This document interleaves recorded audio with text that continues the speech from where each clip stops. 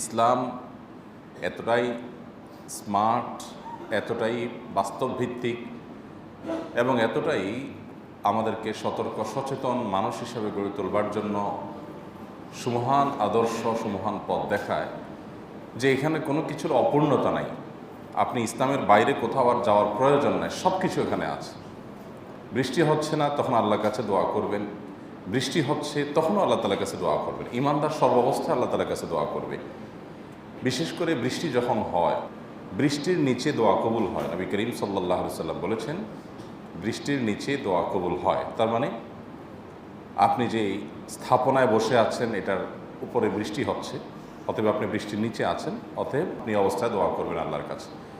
আমাদের অনেক মনের চাওয়া আছে, মনের অনেক আকুতি আছে, অনেক দোয়া এবং প্রার্থনা আছে। এগুলো আমরা সাধারণ অবস্থা তো চাইবই। কিছু কিছু দোয়া কবুলের জায়গা আছে, ক্ষেত্র আছে। সেই ক্ষেত্রগুলোর মধ্যে একটা হলো বৃষ্টির সময় দোয়া কবুল হয়। সেজন্য আমরা আল্লাহ রাব্বুল আলামিনের কাছে দোয়া করব, মনের চাওয়াগুলো নিবেদন করব। এটা হাত তুলে হতে পারে, হাত তোলা ছাড়াও হতে পারে। মনে মনে আপনি আল্লাহর কাছে চাওয়াগুলো নিবেদন করেন, কারণ বৃষ্টি হচ্ছে। এখন বৃষ্টি হয় যখন, ওই সময়টাতে দোয়া কবুল হয়। আমরা এত ভোগবাদী হয়ে গেছি, এত বস্তুবাদী হয়ে গেছি, সব কিছুই আমরা এনজয় করি। এখন বৃষ্টি হলে আমরা বৃষ্টিটাকেও এনজয় করি। দেখি বৃষ্টি আল্লাহর নেয়ামত, আপনি আল্লাহর নেয়ামতের শুকরিয়া আদায় করেন, আনন্দিত হন, সে অর্থে এনজয় করেন, ঠিক আছে। কিন্তু একজন ইমানদার হিসাবে প্রতিটা ক্ষেত্রে, প্রতিটা পরিস্থিতিতে আল্লাহ সুবহানাহু ওয়া তাআলার আদেশ নিষেধ, নবী সাল্লাল্লাহু আলাইহি সাল্লামের সুন্নাহগুলো খুঁটে খুঁটে আপনাকে আমাকে করতে হবে। আমরা আখিরাতের পথযাত্রী।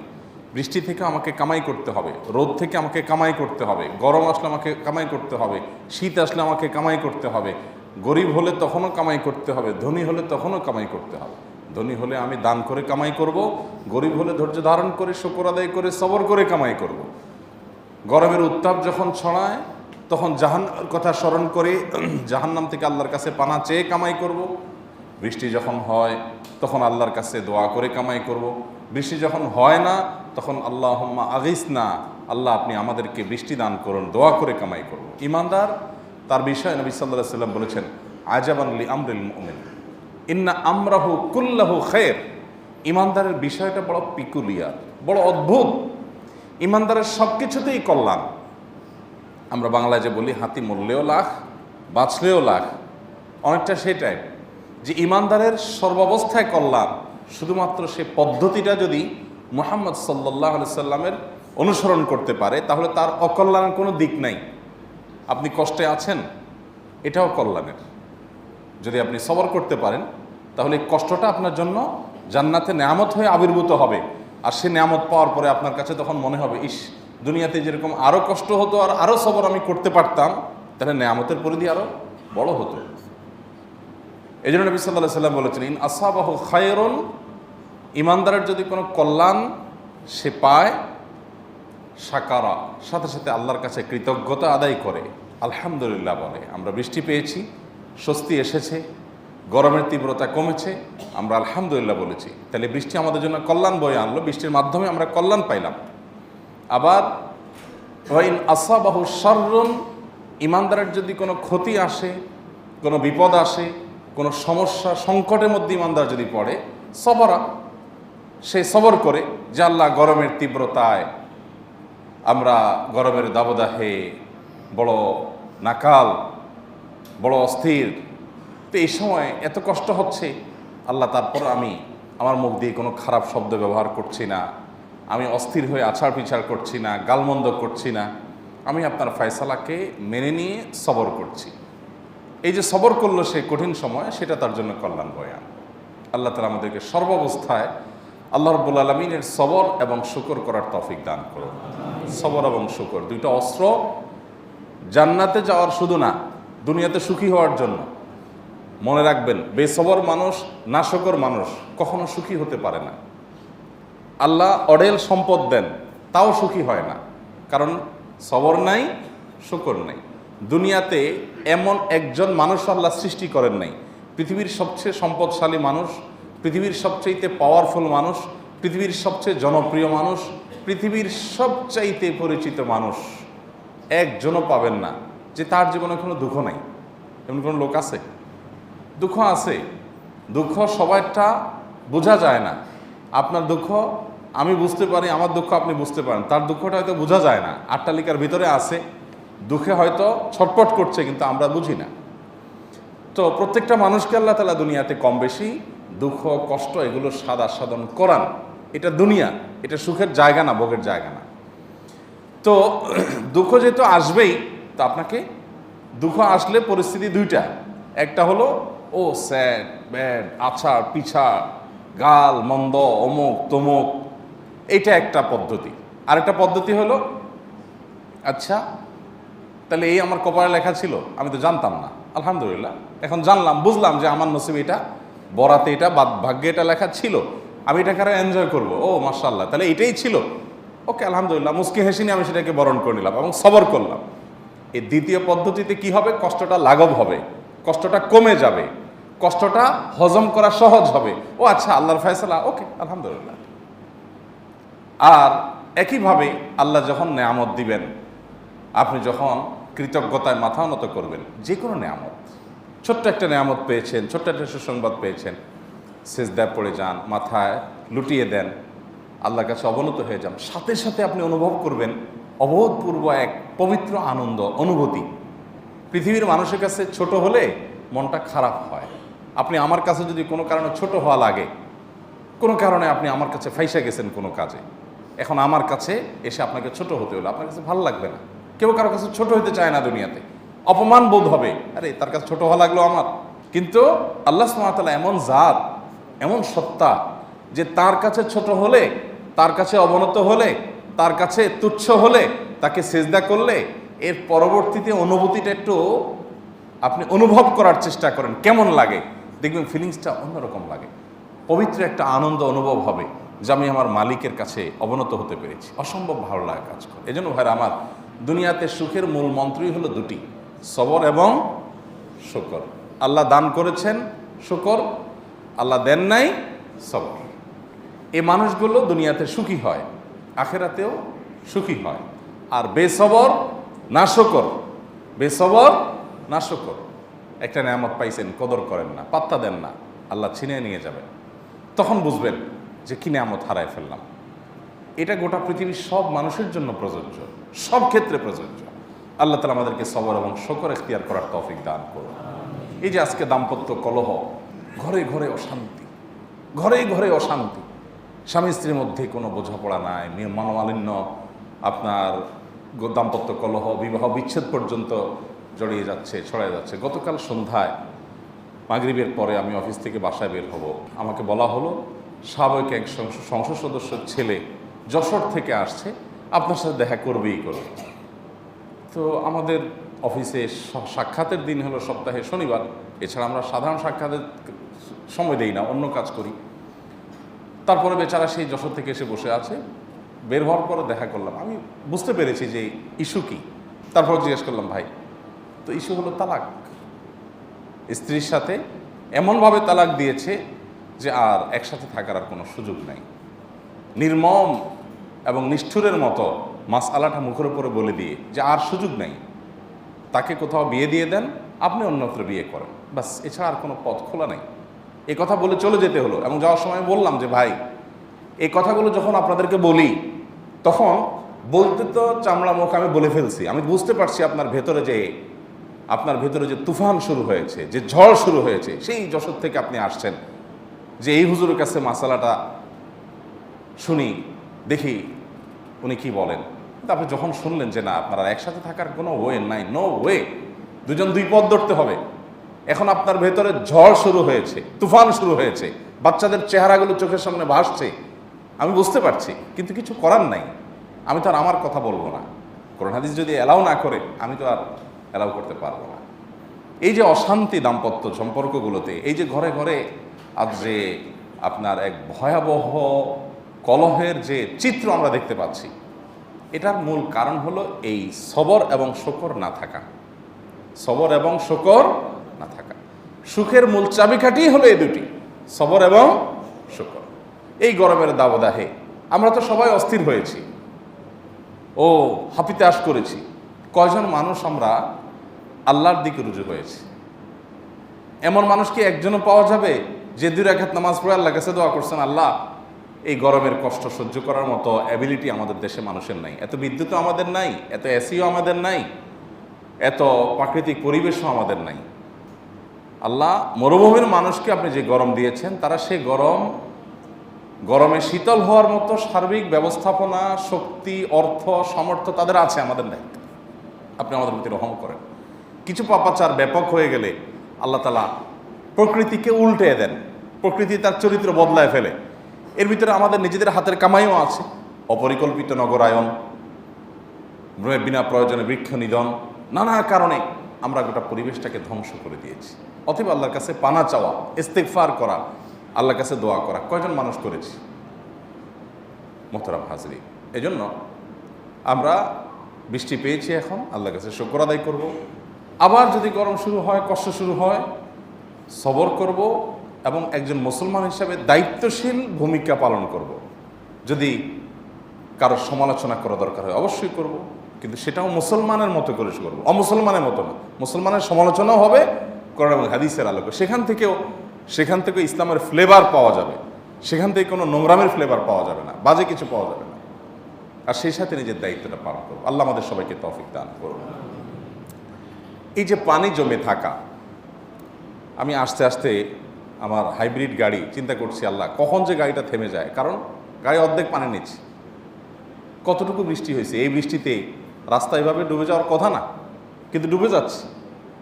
আমি তো ইস্তেগফার করতেছি যে আল্লাহ হাইব্রিড গাড়ি পানি একটু গেলেই শেষ, তার জায়গায় থেমে যাবে। তো এই পানিগুলো যে জমে থাকছে, এগুলোর জন্য কি আপনার আমার দায় নাই? এই ভূমিপল্লীতে পানি জমে যাচ্ছে, নাই? ভূমিপল্লীর বাড়িওয়ালা, ভাড়াটিয়া, ফ্ল্যাট মালিকদের দায় নাই? অবশ্যই আছে। আপনার বাড়ির সামনে ড্রেনটা আপনি কয়দিন পরিষ্কার করছেন? কয়দিন আপনি খেয়াল করছেন? উল্টা বরং পারলে ওখানে ময়লা ফেলাইছেন। পরিবেশটাকে ধ্বংস করলে এটা আপনাকেই দংশন করবে 2 দিন আগে আর পরে। এই পরিবেশটাকে যদি আমি সবাই মিলে আমরা শেষ করি, তো এটাই আমাদেরকে দংশন করে ফেলবে। প্রচুর পরিমাণে গাছ লাগানো দরকার। আমাদের দেশে যে পপুলেশন, যে পরিমাণ ঘনবসতি বাংলাদেশে, প্রতিটা মানুষের সুস্থভাবে বেঁচে থাকার জন্য যে পরিমাণ গাছ দরকার, সে পরিমাণ গাছ আমাদের দেশে নাই। আরো প্রচুর গাছ লাগানো দরকার। এই গাছ যত কমবে, গরমের তীব্রতা তত বাড়বে, পরিবেশ নানা কারণে বিপর্যস্ত হবে, নানা কারণে আমরা বিপদের মুখোমুখি হব। এখন সবাই আমরা শুধু নগরায়নে চিন্তা করি, দালান কোঠার বাইরে আর চিন্তা নেই। গাছ লাগানোর খুব একটা টেন্ডেন্সি আমাদের মধ্যে নাই। প্রচুর গাছ লাগানো দরকার এবং সওয়াবের উদ্দেশ্যে গাছ লাগানো দরকার। আপনি গাছ লাগাবেন সওয়াবের উদ্দেশ্যে, যে আপনি গাছ লাগাচ্ছেন না, সওয়াবের গাছ লাগাচ্ছেন। আপনি শুধু গাছ লাগাচ্ছেন না, কিসের গাছ লাগাচ্ছেন? সওয়াবের গাছ লাগাচ্ছেন। শুধু শখের বসে না, যে আমি শখ আমার হয়েছে তাই আমি গাছ লাগাচ্ছি, রীতিমতো সওয়াবের উদ্দেশ্যে। আল্লাহ আমাদের সবাইকে তৌফিক দান করুন। আমরা সবাই দায়িত্বশীল হই ভাই, যার আশেপাশে আমরা একটু খেয়াল করি যে আমার দ্বারায় রাস্তার হক যেন নষ্ট না হয়, আমার দ্বারায় মানুষের কষ্ট যেন না হয়। এই যে মনে করেন চিপস খেয়ে ঠোঙাটা ফেলে দেওয়া, ডাব খেয়ে বাইরে ছুঁড়ে ফেলে দেওয়া, এখানে পানি জমছে, সেটা ড্রেনে গিয়ে পড়ছে, ওই চিপসের ঠোঙা পানি ঢুকে ড্রেনে আপনার জলাবদ্ধতা তৈরি করছে। এবার সেখান থেকে রাস্তা পানি উঠছে, মানুষের কষ্ট হচ্ছে, সেখান থেকে নানান পরিবেশ দূষিত হচ্ছে, মশা তৈরি হচ্ছে, মানুষ মারা যাওয়ার কারণ হচ্ছে। আমি এর আগেও বলেছিলাম যে হয়তো আপনি কবে কোথায় ডাব খেয়ে মালা ফেলে চলে আসছেন, ওই মালা বৃষ্টির পানি জমছে, চিপস খেয়ে ঠোঙাটা বাইরে ফেলে দিয়েছেন, ওখানে বৃষ্টির পানি জমছে, বিস্কিটের প্লাস্টিকের ঠোঙাটা ফেলে দিয়েছেন, পানি জমছে, ওই পানি থেকে হয়তো এক সময় ডেঙ্গু মশা তৈরি হয়েছে। আপনি তো জানেনও না, আপনি তো ফেলে চলে গেছেন। ওই মশা গিয়ে কোনো মানুষকে কামড়াইছে, এমন মানুষ যার শরীরে ইমিউন ভেরি উইক, তার রোগ প্রতিরোধ ক্ষমতা খুব একটা নাই। এই বেচারা এই মশার দংশনে হাসপাতালে অসুস্থ হয়ে ভর্তি হয়ে গেল, হয়তো সে মারাই গেল। আপনি কিন্তু জানেনও না যে আপনি ওই মালা ফেলে মানুষ খুন করার অস্ত্র রেখে চলে আসছেন। যদি মারা নাও যায়, হাজার হাজার লক্ষ লক্ষ টাকা খরচ হলো, পেরেশানি হলো, কারণ হলেন আপনি। তো এগুলোর দায় আমাদের দেওয়া লাগবে না? আল্লাহ তাআলা আমাদের সবাইকে দায়িত্বশীল মানুষ হওয়ার তৌফিক দান করুন। যে পরিমাণ মানুষ ঢাকা শহরে বাস করে, আমরা যদি সবাই দায়িত্বশীল না হই, তাহলে সেক্ষেত্রে কোনো দিনই এটা আসলে বাসযোগ্য হবে না, কোনো দিনই হবে না। প্রত্যেকটা মানুষকে সচেতন হতে হবে। আল্লাহ আমাদের সবাইকে সে তৌফিক দান করুন। আমরা হাদিস সবাই জানি, আমল করি না আর কি। আল মুসলিমু মান সালিমাল মুসলিমুনা মিন লিসানিহি ওয়া ইয়াদিহি। নবীজি সাল্লাল্লাহু আলাইহি সাল্লাম বলেছেন, মুসলমান সে যার হাত এবং মুখ দ্বারায় অন্য সমস্ত মুসলমানরা কি থাকে? নিরাপদে থাকে। তার হাত মুখ দ্বারা কোনো মুসলমান কষ্ট পায় না, কাউকে আঘাত করে না, আক্রমণ করে না, অপমান করে না, অপদস্থ করে না, মানুষের পিছে লাগে না, মানুষের ক্ষতি করে না। এ হলো মুসলমান। আর না হলে সে নামে মুসলমান, আল্লাহর কাছে সে মুসলমান না। এখন আপনি যে যত্রতত্র ময়লা ফেলে অন্যের কষ্টের কারণ হচ্ছেন, অন্যের ক্ষতির কারণ হচ্ছেন, অসুখের কারণ হচ্ছেন, জলাবদ্ধতার কারণ হচ্ছেন, তাহলে সেক্ষেত্রে আল্লাহর কাছে অবশ্যই এর জন্য আপনার জবাবদিহি করা লাগবে। আপনি ভালো মুসলমান হতে পারবেন। আল্লাহ আমাদের সবাইকে ভালো মুসলমান হওয়ার তৌফিক দান করুন। আজকে আমরা ভিন্ন একটা বিষয়ে কথা বলার নিয়ত ছিল, কিন্তু জলাবদ্ধ পরিবেশ এবং আপনার বৃষ্টিময় এই নেয়ামতের মধ্যে থাকার কারণে সেজন্য বৃষ্টিকে নিয়ে আমরা কিছু কথা বললাম। বৃষ্টির সময় আরেকটা গুরুত্বপূর্ণ সুন্নাহ আছে, সেটা আমরা অনেকে জানি না। সেটা হলো বৃষ্টির পানি একটু গায়ে লাগানো সুন্নাত। আমরা বৃষ্টিতে ভিজি, ছাতা না থাকলে ভিজি, আর ছাতা থাকলেও জোরে বৃষ্টি হলে ভিজি, কিন্তু সুন্নতের নিয়তে ভিজি না। ওটা ভিজি হলো ঠেলায় পড়ে। তো ঠেলায় পড়ে ভিজতে সুন্নত আদায় হবে না। সুন্নত আদায় হবে যে আপনি এটা আল্লাহর নেয়ামত, এটার শীতলতা নবী করিম সাল্লাল্লাহু আলাইহি সাল্লাম অনুভব করার চেষ্টা করতেন।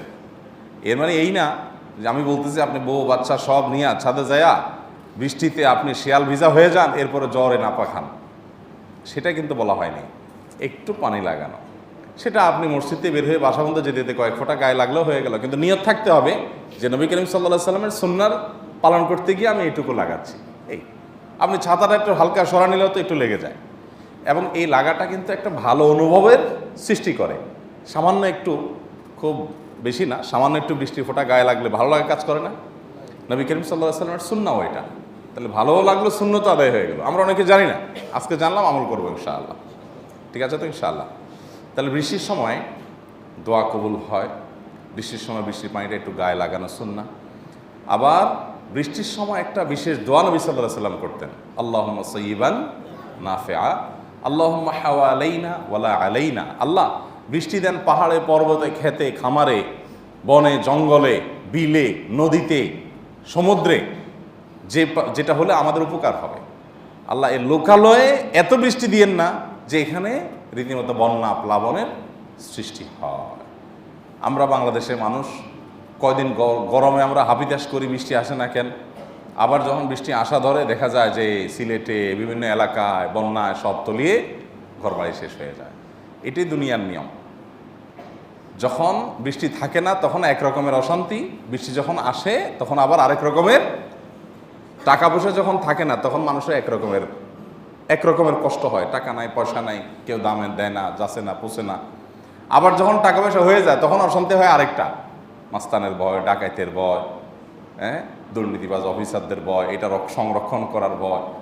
আমাকে গতকাল বোধ হয় না, গত পরশু দিন এক ভদ্র মহিলা, বৃদ্ধা, উনি বললেন যে ভাই, এক ভদ্রলোক মারা গেছেন, ছেলে অটিস্টিক, একটাই ছেলে, 40-50 কোটি টাকার অ্যাসেট রেখে গেছেন। এখন সবাই নিশ্চিত যে তার আত্মীয় স্বজনরা তাকে মেরে ফেলবে, তারা সব খারাপ মানুষ। এখন এই সম্পদটাই তার জন্য কাল হয়ে গেছে। এখন এগুলো কি করা যায়? এগুলো এমন কোথাও দান করা যায় কি না যে ছেলেকেও দেখলো, সম্পদগুলো সংরক্ষণ হলো। তো আমি চিন্তা করলাম যে টাকা হইলে একরকমের, না হইলে একরকমের অশান্তি, আর হইলে আরেক রকমের অশান্তি। খান নাই, পেটে ক্ষুধা, অশান্তি, কষ্ট, তাই না? কিন্তু খাইলেন মাশাআল্লাহ নাক পর্যন্ত, আরেক রকমের অশান্তি। ঠিক না? আমি ঠিক বলেন? নাক পর্যন্ত খাইলেন, এরপর অশান্তি হলো কি? গরম।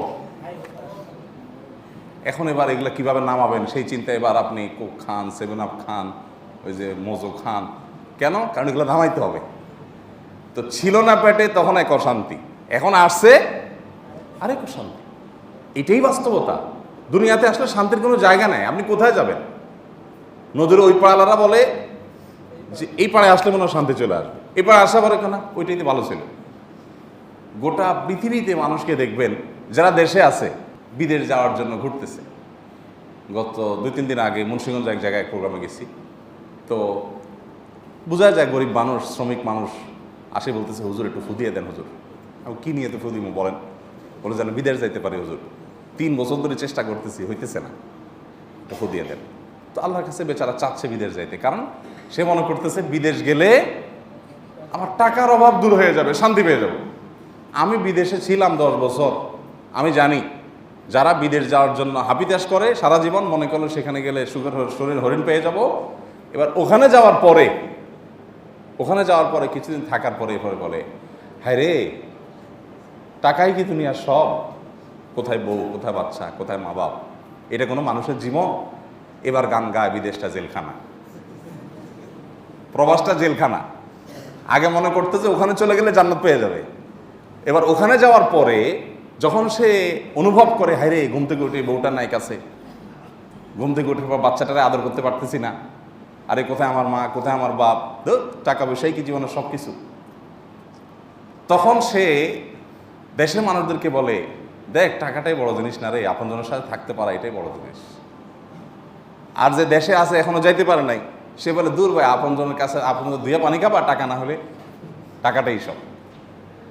একটা মানুষ পাবেন না পৃথিবীতে যে তার অবস্থার উপরে সুখী। হ্যাঁ, একজনকে পাবেন যে প্রকৃত ইমানদার এবং মুসলমান হতে পেরেছে। সে যে অবস্থায় থাকবে বলবে যে এই অবস্থায় আমি সুখী, আলহামদুলিল্লাহ, আমার আর নিড আর ডিমান্ড নাই।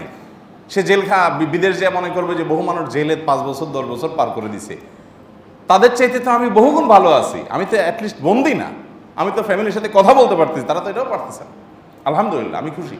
সে যে অবস্থা আছে সে অবস্থায় যে সবর আর শকরের চর্চা করবে, যেটা বলছিলাম, সবর এবং শকর। এই জন্য আমাদের বাচ্চাদেরকে সবর শকর শেখাইতে হবে। আপনি খেয়াল করবেন, ছোট ছোট বাচ্চা পোলাপান আমাদের আজকাল, এদের মধ্যে সবর শকর নাই, একেবারে নেই। প্রতিটা ফ্যামিলিতে, প্রতিটা পরিবার সাফার করছে, অনুভবও করছে, কিন্তু বুঝতে পারছে না যে সমাধানের পথটা কোথায়। আপনার বাচ্চা, এটা আপনার আমার সবার জন্য একই কথা প্রযোজ্য।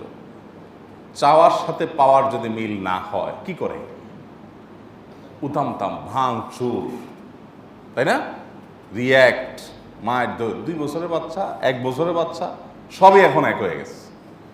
আচ্ছা, আমরা আমাদের শৈশবের কথা চিন্তা করি, আমাদের চাইতে আরও সিনিয়র যারা 50-60 বয়স যাদের, আপনাদের শৈশবে চিন্তা করেন তো, মনে চাইছে বাপ মার কাছে কিছু চাইছেন, বহুত ভয়ে ভয়ে, তাও তো চাইতো না পোলাপান, বাপ মার কাছে চাইতেও সাহস পাইতো না।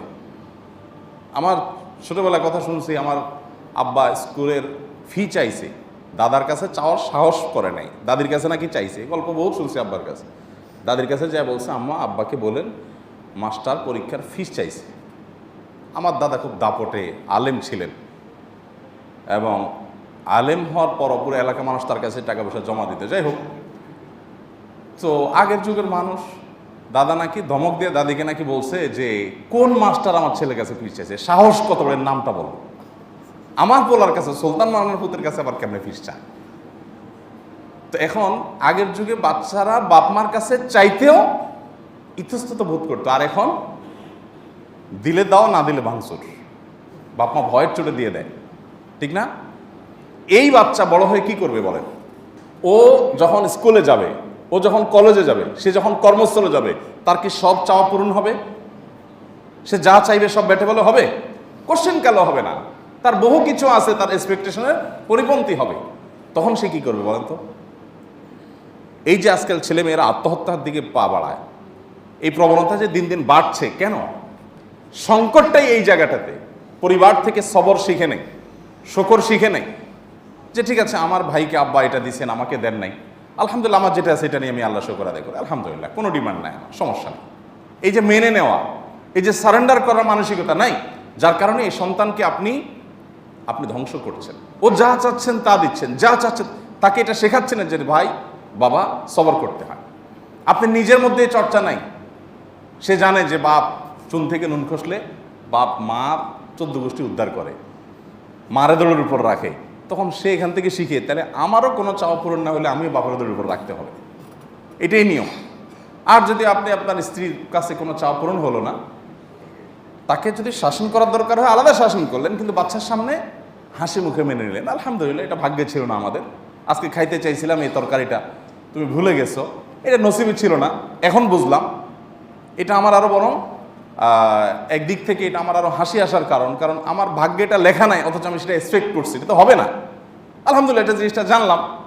এভাবে নিজেকে আপনি নরমাল করেন, বাচ্চা শিখবে যে আমার বাবা কিভাবে সবরের এক্সারসাইজ করছে, কিভাবে শুকরের এক্সারসাইজ করছে। আল্লাহ আমাদের সবকে সে তৌফিক দান করুন।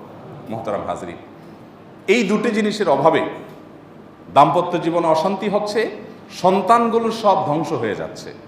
এর কারণে আজ যেই পরিমাণ আত্মহত্যার প্রবণতা বাড়ছে সেটা বলাই বাহুল্য। আপনার জীবনে বহু মানুষ থেকে আপনিও শুনেছেন, আমি বহু লোক থেকে শুনেছি যে বলেছে ইসলামে যদি হারাম না হতো তাহলে আত্মহত্যা করতাম। এরকম বলুক বলে না, ইসলামে যদি হারাম না থাকতো সে কি করতো? আত্মহত্যা করত। মানে কি? এর মানে হলো আল্লাহ রাব্বুল আলামিনের নিষেধাজ্ঞার কারণে সে ওই পথে যায় নাই, তাহলে তাকে বাঁচিয়েছে কে? আল্লাহর নির্দেশ, ইসলাম তাকে বাঁচিয়েছে। ইসলাম মানুষকে শুধু আখিরাতে বাঁচায় না, দুনিয়াতেও বাঁচায়। আর যদি ইসলাম না থাকে তখন সে আত্মহত্যা করে, আল্লাহর ভয় থাকে না, হারাম হালাল বাজ বিচার করে না। এই জন্য মোহতারাম হাজরিন, আপনার আমার সন্তানকে যদি আমরা ইসলামী শিক্ষা না দিই, বিশেষ করে আমরা যে সময়টাতে পৃথিবীতে এখন আছি, আমাদের সন্তানদেরকে শিক্ষার নামে পরিষ্কারভাবে নাস্তিক্যবাদ শেখানো হচ্ছে গোটা পৃথিবী জুড়ে। একই চিত্র, যে সন্তানদেরকে বাই প্ল্যান, পরিকল্পনা মাফিক তাদেরকে নাস্তিক বানানো হচ্ছে, যে আমরা যা দেখি তাই বিশ্বাস করব। আমাদের বিজ্ঞান মনস্ক হতে হবে, বিজ্ঞানী হইলে হবে না। দুটো পার্থক্য আছে কিন্তু। কি পার্থক্য বলেন তো? বিজ্ঞান মনস্ক আর বিজ্ঞানের মধ্যে পার্থক্য আছে না নাই? বিজ্ঞানী হলো বিজ্ঞানের উপরে তার অনেক দখল আছে, তিনি জ্ঞান বিজ্ঞান হাসিল করে অর্জন করে তিনি অনেক আবিষ্কারও করেছেন হয়তোবা, এরকম মানুষ বিজ্ঞানী হতে পারেন। কিন্তু আজকের পৃথিবী বলে, সেকুলার দুনিয়া বলে, একজন মানুষ যদি বিজ্ঞানীও হয়ে যায় কিন্তু যদি সে ধার্মিক হয় তাহলে বিজ্ঞান মনস্ক হতে পারে না সে। আরেকজন মানুষ বিজ্ঞানের বুঝে না কিন্তু সে নাস্তিক, তাহলে এ লোক বিজ্ঞান মনস্ক। এই জন্য আমাদের দেশের সব বিজ্ঞান মনস্ক মানুষ খুঁজে পাবেন কলা বিভাগে, ঢাকা ইউনিভার্সিটি বাংলায়, কলা, এইসব জায়গায় যায় খুঁজে পাবেন সব কি বুয়েটে বিজ্ঞান মনস্ক খুব একটা পাবেন না, মেডিকেলে বিজ্ঞান মনস্ক পাবেন না, ডাক্তার ইঞ্জিনিয়ার, কারণ সেখানে ধর্মচর্চা তুলনামূলক বেশি হয়। এই জন্য আমাদের দেশের এই নাস্তিকদের বড় জ্বালা ভিতরে, যে এরা কি করলো সারা জীবন, এত সায়েন্স পড়ে তাও আবার সে নামাজি পড়ে, সেজদাই করে, লাভ হইল কি? একজন বড় ব্যক্তি বাংলাদেশের, আমি নাম বলবো না, এক নামে সবাই চিনে যাবেন, তো ভদ্রলোক বলতেছিলেন এই দুঃখ করে এই কথাটা, যে এত আবিষ্কার আমার, এত সায়েন্সের উপরে পড়াশোনা আমার, এত গবেষণা আমার, তারপর দিন শেষে আমি হুজুর। এই জন্য আমার হেটার্সরা বলে, নাস্তিকরা বলে যে এই লোক বুয়েট পড়ুয়া, অনেক বড় ইঞ্জিনিয়ার, অনেক বড় আবিষ্কারক হতে পারে, বাট লোকটা যেহেতু ধার্মিক, এ বিজ্ঞান মনস্ক হইতে পারে না। বুঝতে পারছেন? এখন আমাদের সন্তানদেরকে বিজ্ঞানী বানানোর চাইতে বিজ্ঞান মনস্ক করার চেষ্টাটা বেশি হচ্ছে। বিজ্ঞান মনস্ক, আর বাবা মনস্ক কি আবার? বিজ্ঞান মনস্ক। বিজ্ঞানী হইলে হবে না, জ্ঞানী হইলে হবে না, আপনাকে বিজ্ঞান মনস্ক, আপনার নাস্তিক হইতে হবে, সাফ কথা। এই জন্য বই পুস্তকের মধ্যে ওইভাবে শেখানো হচ্ছে যে না, যা দেখবা তাই বিশ্বাস করবা, যা দেখবা না তা বিশ্বাস করবা না। হ্যাঁ, পর্দা পরার কারণে, বোরকা পরার কারণে দেখছা উষ্টা খাইছে রেল স্টেশনে, আবার আরেকজন মেয়ে, তার গায়ে পর্দা বোরকা মোরকা ছিল না, সে পড়ে গেছে, চট করে তাকে টেনে উঠানো গেছে, তাহলে কোনটা আমাদের জন্য ভালো? কি শেখানো হচ্ছে বাচ্চাদেরকে বলেন? এগুলো দিয়ে কী শেখানো হয়? এই টাইপের, যদি এই গল্প আলহামদুলিল্লাহ বাদ গেছে, কিন্তু এই টাইপের জিনিসপত্র ঘুরে ফিরে বিভিন্নভাবে আছে এবং পরিকল্পনা হচ্ছে। এই কথাগুলো বলার উদ্দেশ্য হলো এইসব ক্ষতি থেকে রিকভার করার জন্য, বাঁচাবার জন্য আপনার বাসায় তাকে ইসলামী শিক্ষা উঠতে বসতে চলতে ফিরতে দিতে হবে যদি আপনি বাঁচতে চান। আর যদি বলেন যে না, সে বিজ্ঞান মনস্কই হোক, পড়াশোনা ভালো করে, রেজাল্ট ভালো করে সে শুধুমাত্র ক্যারিয়ারই গড়ে, তো গড়বে সে, তো মনে রাখবেন দিন শেষে সে নিজেও সুখী হবে না, আপনাকেও সুখী করতে পারবে। গতকালকের পত্রিকায় সম্ভবত দেখছি একজন বৃদ্ধ অনেক বছর আগে, বোধহয় 60 বছর আগে, উনি স্কুলের 4 মাসের না 6 মাসের বেতন 24 টাকা না যেন 26 টাকা তখনকার, সেই টাকা উনি দেন নাই।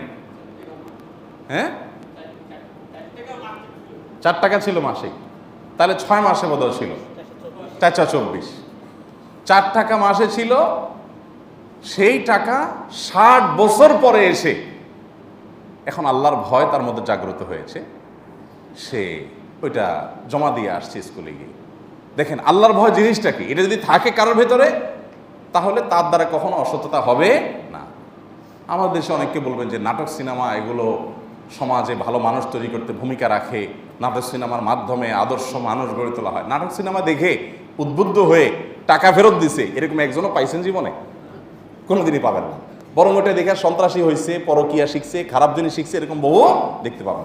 ইসলাম যা হারাম করে সেটা কখনো কল্যাণ বয়ে আনতে পারে, আর ইসলাম যা নির্দেশ করে সেটাতে কল্যাণ আছেই আছে। এই জন্য আপনার সন্তানকে পরিবার থেকে ওই যে সবর শুকর আপনি শেখান, চর্চা করেন, ট্রেনিং দেন, এবং তাকে বলেন যে বাবা সব কিছু চাইলেই পাওয়া যায় না দুনিয়াতে। লোকমান হাকিমের কথা শুনেছেন, কোরআন কারীম সূরা লোকমানে সন্তানকে উপদেশ দিয়েছেন। আল্লাহ তাআলার কাছে কত পছন্দ হয়েছে যে কোরআনে সেটা উল্লেখ করে দিয়েছে যে লোকমান কিন্তু তার সন্তানকে উপদেশগুলো দিছে, হে দুনিয়ার বাবারা এগুলো তোমরা গেঁথে রাখো, তোমাদের সন্তানদেরকেও শেখাও।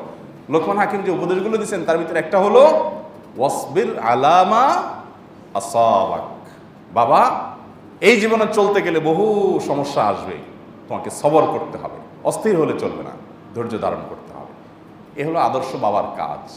আর বাবা যদি নিজেই অস্থির হয়, বলবে আব্বু স্কুলে অমুক আমার দিকে চোখ রাঙায় তাকাইছে, বলস কি এত বড় সাহস আমার পোলার দিকে চোখ রাঙায় তাকাইছে, চল দেখি। মায়ের কখনো খায়া আসবি না, দিয়া তারপর আমার কাছে আসবি। আছে না অনেক বাবা এরকম?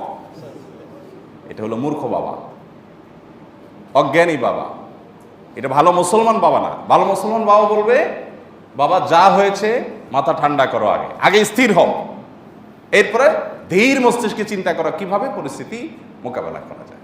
আল্লাহ তাআলা আমাদেরকে সবর এবং শুকর ইখতিয়ার করার তৌফিক দান করুন।